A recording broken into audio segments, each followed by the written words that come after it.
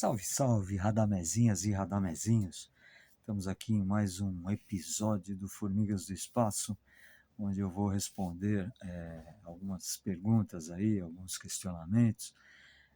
O último que eu recebi, e peço a gentileza, porque o pessoal está mandando lá, fazendo os comentários, mas não fica tudo como anônimo, então não sei se é uma hierarquia feminina, se é uma hierarquia masculina, ou se é uma hierarquia que não liga para essa questão do gênero. Não sei, não fala também de onde é, se é de São Paulo, se é do Piauí, se é do Japão. Então é legal, né? Se identificar. Então vamos lá. A primeira pergunta foi um comentário, até de certa maneira me dando uma beliscada, que achava meio estranho, até meio absurdo que eu tinha falado que os extraterrestres colocaram na experiência que eu tive lá com o grupo drones do tamanho de um vagalume. Então o que aconteceu lá foi o seguinte: isso a gente descobriu depois, recebendo as comunicações telepáticas ali, e aí eles confirmaram que eles sim, naquela nuvem de vagalumes que surgiu ali no platô da montanha no sul de Minas Gerais, que estava uma noite bem gelada, eles usaram de tecnologia e colocaram alguns drones do tamanho do vagalume. E um em especial era um vagalume igual a qualquer outro vagalume, só que um pouco maior. Ele era quase que metade de uma pilha palito, assim. Era um bitelão, era quase que um besouro, né? E esse vagalume ele voava diferente, na direção diferente dos outros, que os outros estavam erráticos, assim, né? As dezenas para lá e para cá, e esse não, esse se aproximava da gente, se afastava. E aí uma das mulheres do grupo começou a mandar um comando mental, se aquela luz pertencesse ali ao escopo da experiência que a gente estava tendo, que ela assinalasse, né? Então, indo para a direita, para a esquerda, e quando ela falava direita e esquerda, aquele vagalume ia para a direita, ia para a esquerda.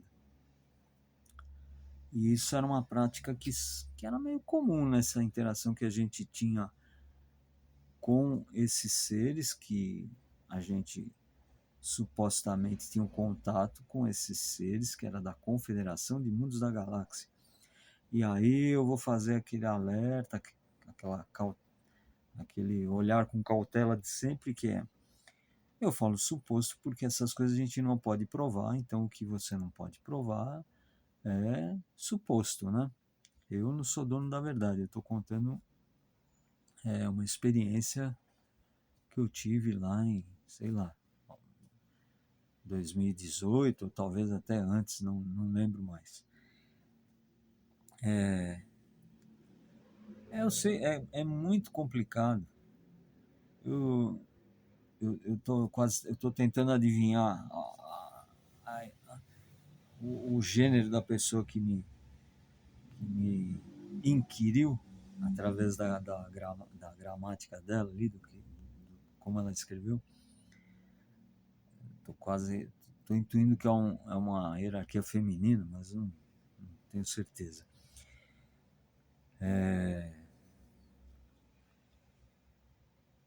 É muito difícil de acreditar nessas coisas, realmente. E não é uma questão de crença também.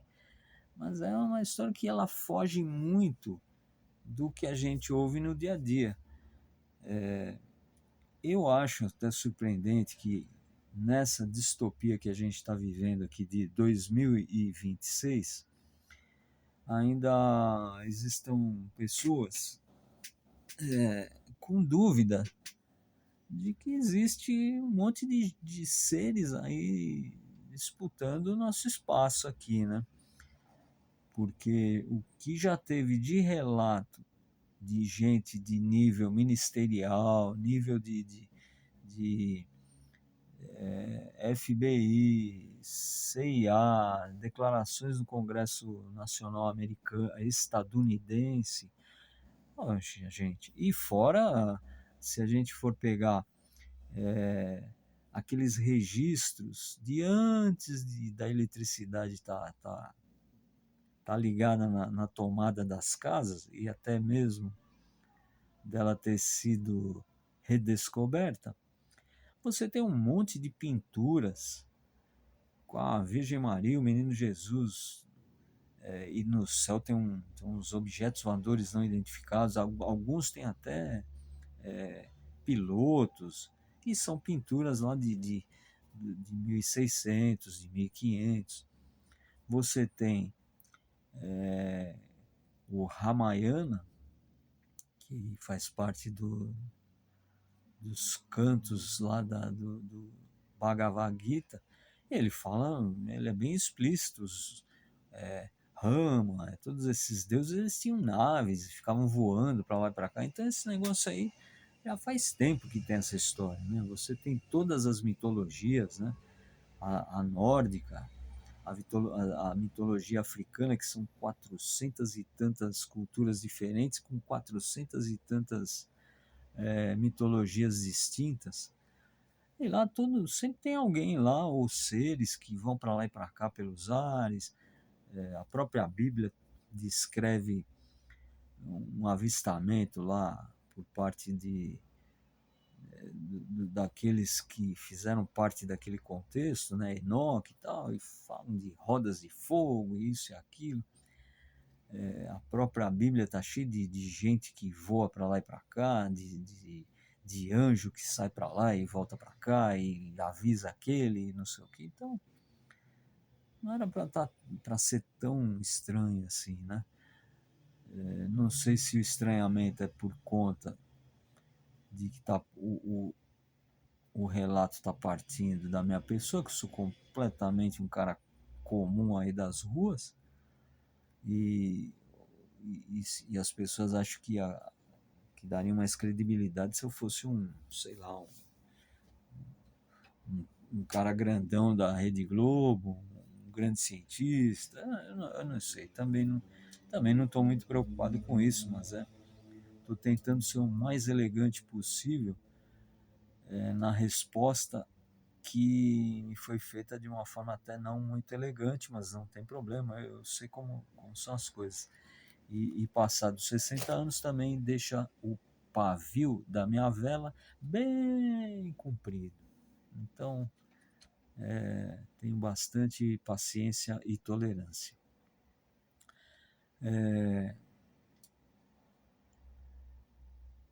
Voltando um pouco nessa coisa do acreditar nisso, nós estamos num momento que acho que todas as coisas esquisitas, as coisas feias e tenebrosas, elas vão ter que vir à tona para que a gente possa ter consciência da existência delas e daí conseguir dar algum tipo de salto de consciência. Então, a gente realmente, nós estamos num planeta de dualidade e polaridade que você realmente não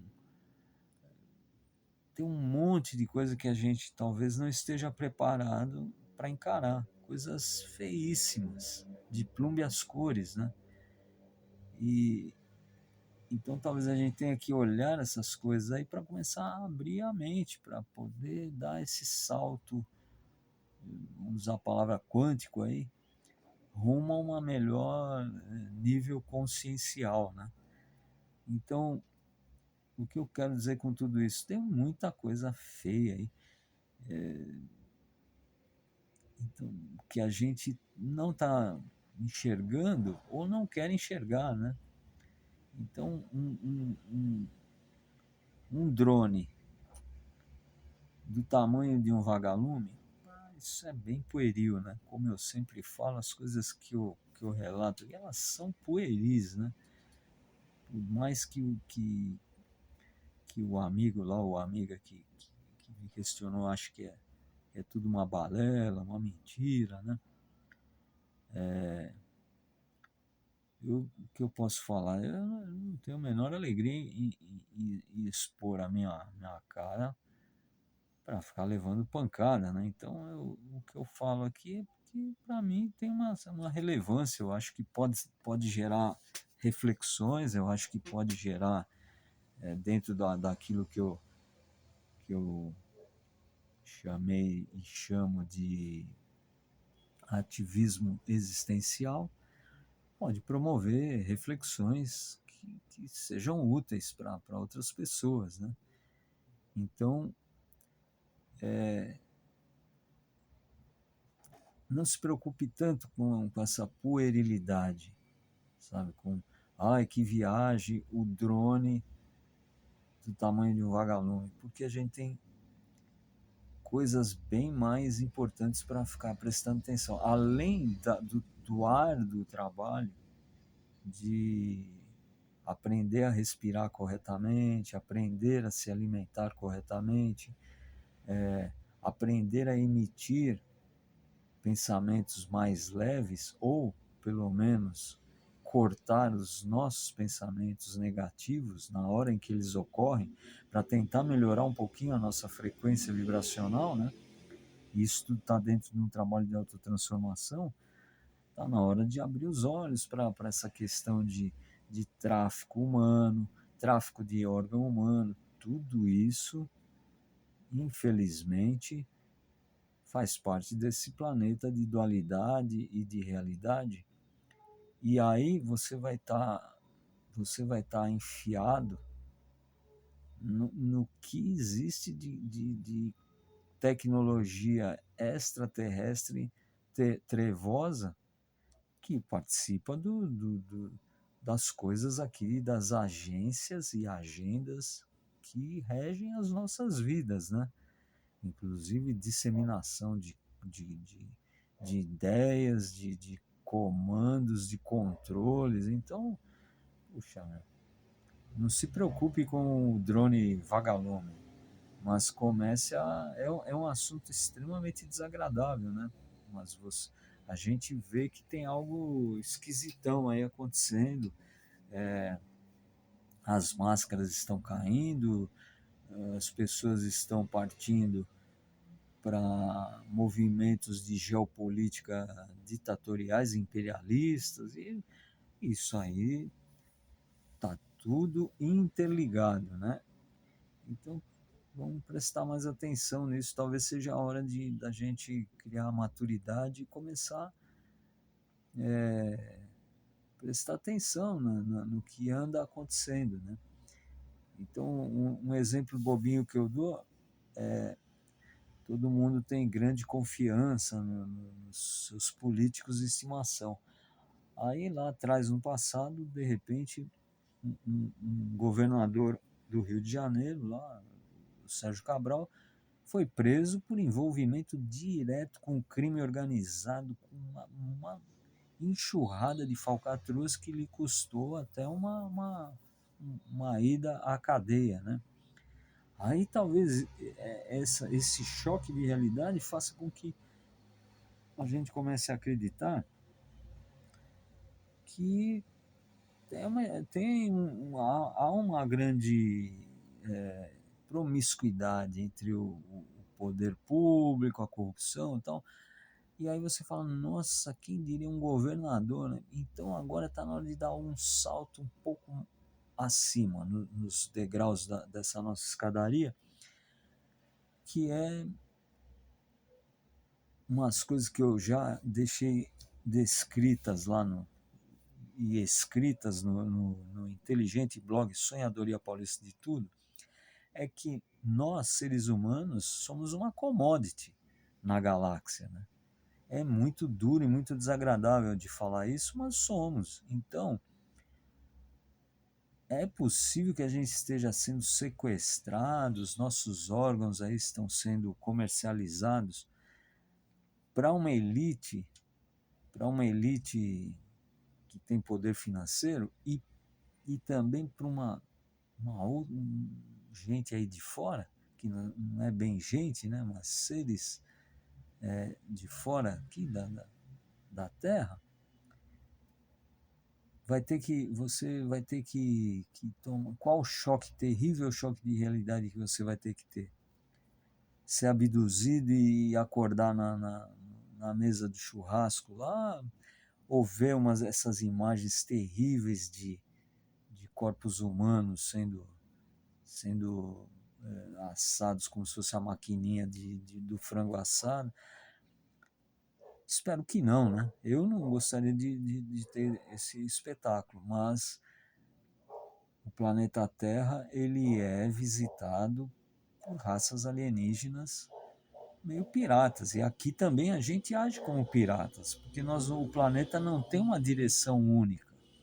Tem 200 e tantos estados, países distintos, cada um tem um tipo de comandante, um tipo de presidente, uma coisa. Mas está todo mundo no planeta Terra, né?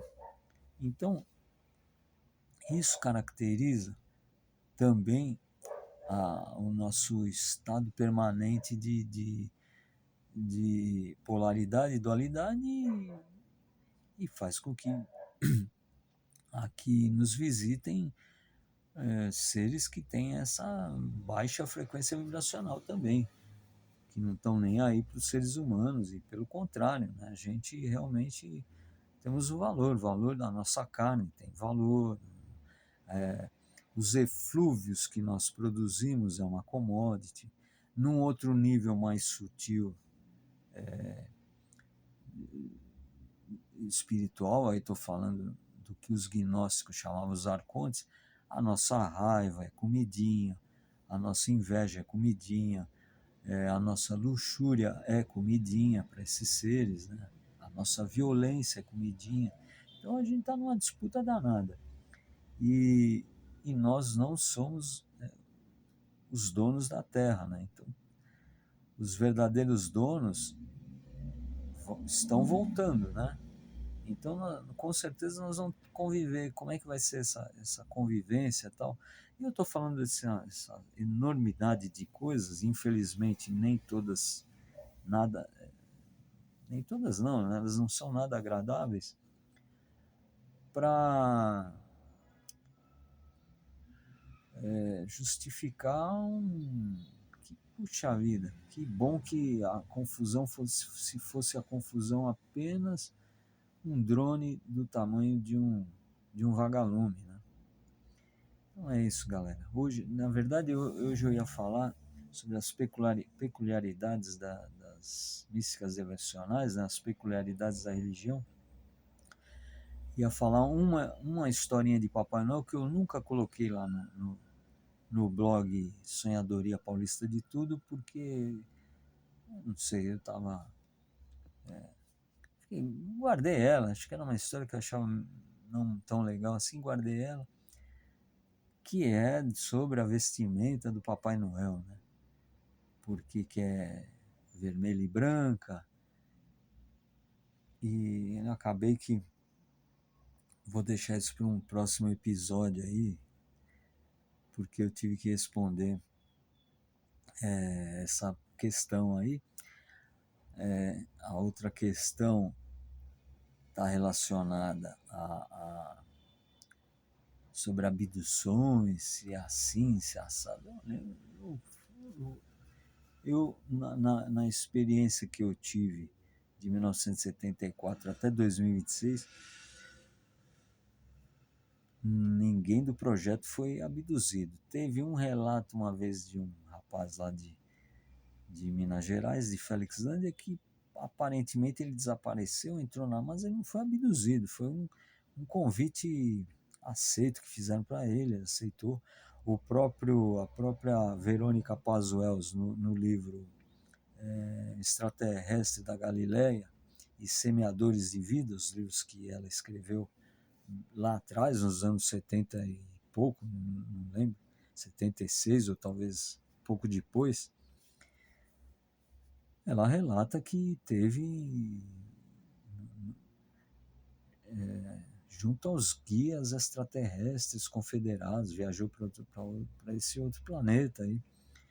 Mas aqueles relatos clássicos que a gente tem aí de você tá num lugar e de repente desaparece, aí começam a te introduzir sondas e enfiar coisas no nariz tal, e aquele ambiente todo de terror, esse aí eu nunca passei.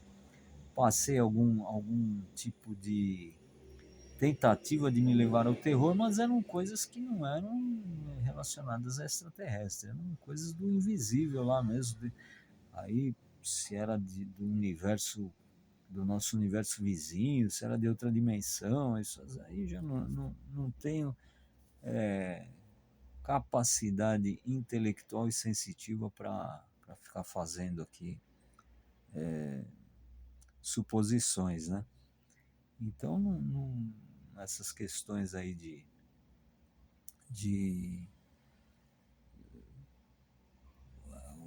o que está por trás da abdução, o pouca informação que eu recebi é que tem coleta, isso aqui é como se fosse um zoológico, e as pessoas vêm coletar borboleta, vêm coletar minérios, vêm coletar pessoas, e tem o comércio também, infelizmente, a gente é parte de um comércio, né? Então, é desagradável falar isso, né? Mas aí eu coloque a mão na consciência e imagine o que o peixinho, o porquinho, a vaquinha, o coelhinho, a galinha pensam da gente, né?